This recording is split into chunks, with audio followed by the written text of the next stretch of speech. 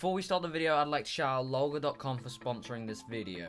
They have an awesome site where you can buy a bunch of in-game currency and items, including all your favorite Rocket League items. Also, make sure you use code DOLEBOBS to get an easy 6% off your orders. Check out the site, there's a link in the description. But for now, enjoy the video. Yo, what's going on guys, DOLEBOBS here, and welcome back to a brand new video here on the channel where we're going to be trying to make sense of this whole blueprint and credit situation that's going on in Rocket League. In December, we're going to be losing crates and we're going to be losing keys for this new system called Blueprint, which is less gambling orientated, and that's why it's sort of happening.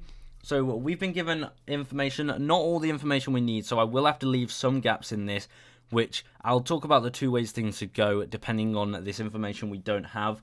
But I'm going to make some sense with some cool pictures, some it's just a little bit of fun, but hopefully this sorts you guys out with my sort of take on what's going to happen to trading in Rocket League and will it crash.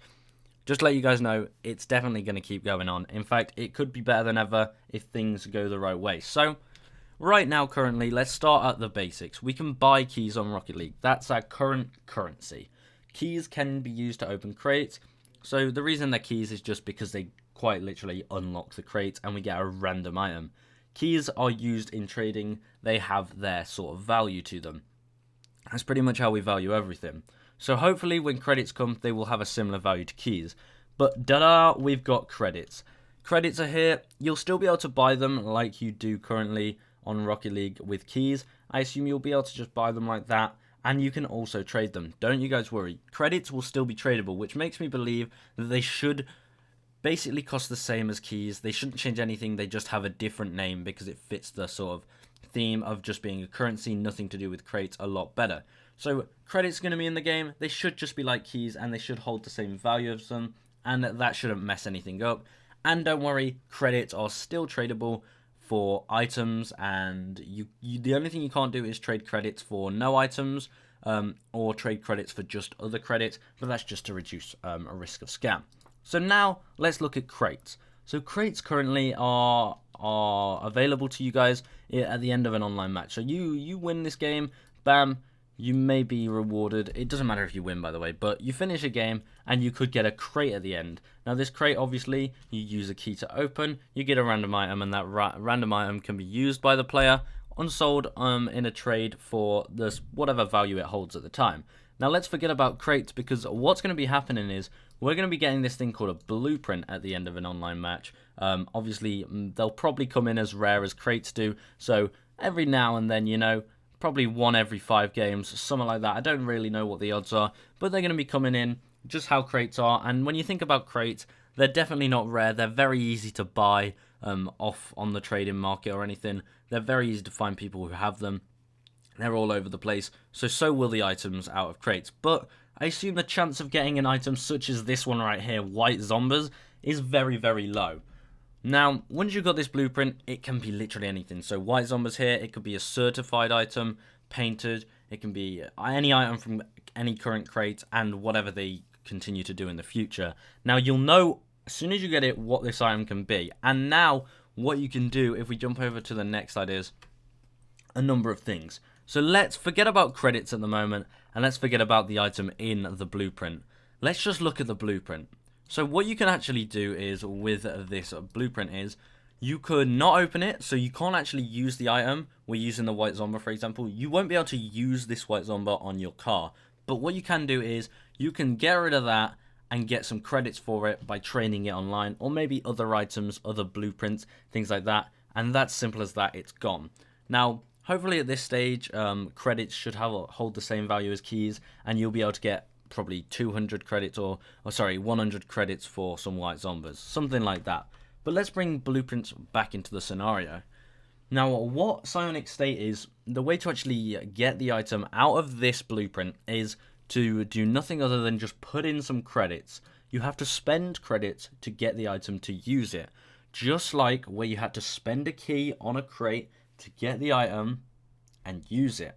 However, with crates, you couldn't sell an item without spending a key, whereas here, you can sell the blueprint without spending anything. You just play games, which means trading is probably going to be a lot easier to get into if you play the game. That does mean, however, I reckon some items will go down in value, but it should all be relative and you shouldn't have to worry about anything. Now, the only question I have with this is, once obviously your blueprint's done and you've got yourself your white zombies, that's all nice and dandy.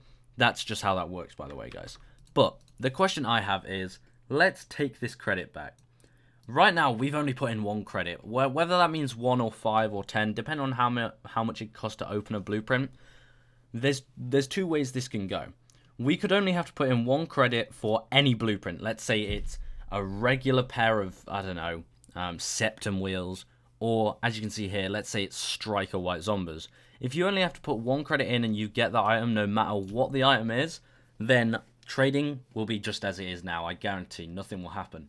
However, let's say because these are painted zombies, because these are a painted item, you had to put in a bunch of credits, like 50 or whatever. Let's say that was the case, right? So you get these, you've got to throw them away, and now what you've got is this white zombie. But to you, this is a white zombie you can use, but if you then come around and you want to trade this away, you've put in way more credits than obviously someone who did that for, let's say, septum wheels or something, like my example I said earlier.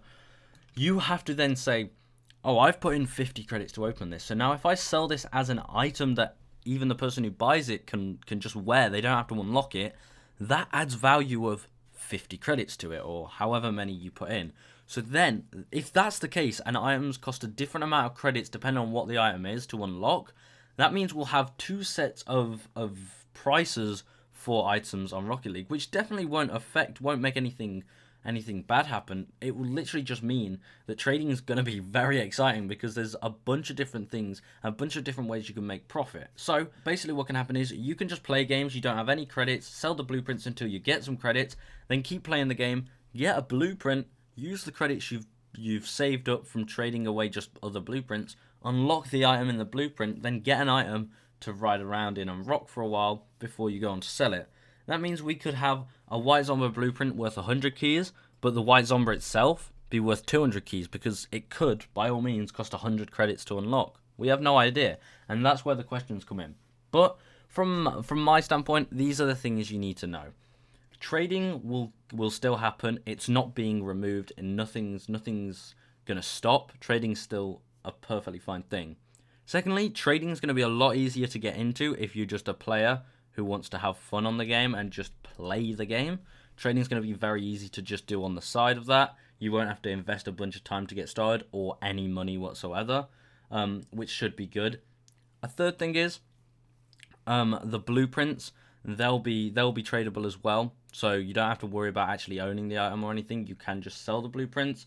And then fourth, we're going to look at trade-ups. Trade-ups are no longer possible with items that used to be from crates. So let's say you had some import boosts from some crates. You can no longer then trade them up for an exotic item from the crates. You can't do that anymore. The only items you can trade up are non-crate items that you still get at the end of a game. So all those non-crate very rares, they'll still be able to be traded up to octanes, like white octanes, whatever. So what I do have to point out is the price of white octanes, I believe, will not change whatsoever because the chance of still getting non-crate very rare items is going to be the exact same.